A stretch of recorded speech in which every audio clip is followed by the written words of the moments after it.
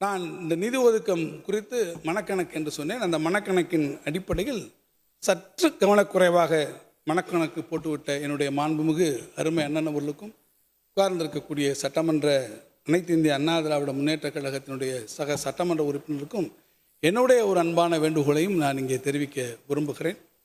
மக்கள் திலகம் எம்ஜிஆர் அவர்கள்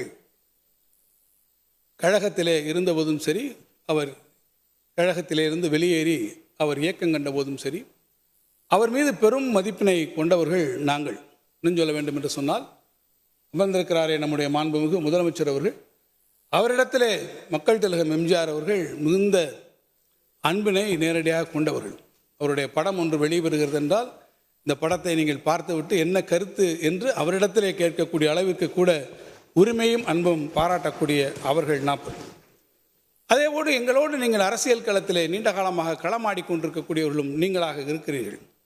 அங்களோடு இருக்கக்கூடிய தொண்டர்களும் அதே போல கொள்கையிலே மாறுபட்டிருந்தாலும் இயக்கப்பற்றின் காரணமாக அவர்களும் அரசியல் களத்திலே களமாடக்கூடிய தொண்டர்கள் என்பதை நாங்கள் மறுக்கவில்லை.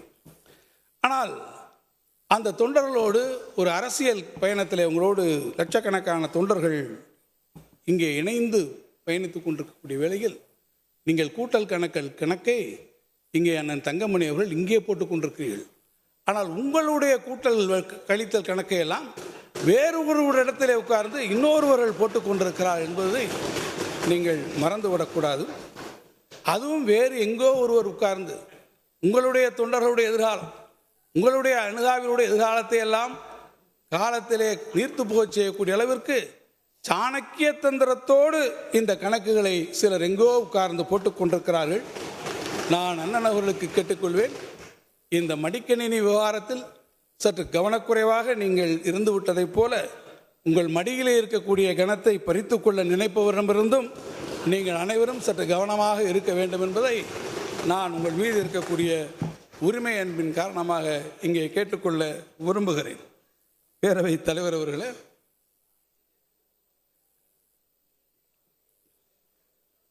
நம்முடைய மாண்புமிகு உறுப்பினர் திருமதி வானதி சீனிவாசன் அவர்கள் மிகுந்த மகிழ்ச்சியோடு சிரிக்கிறார்கள். அப்படியானால் பூனைக்குட்டி வெளியே வந்து விட்டது என்பதுதான் அர்த்தம் என்பதை நான் இங்கே தெரிவிக்க விரும்புகிறேன். உடனுக்குடன் செய்திகளை தெரிந்து கொள்ள சன் நியூஸ் பெல் ஐகானை கிளிக் பண்ணுங்க.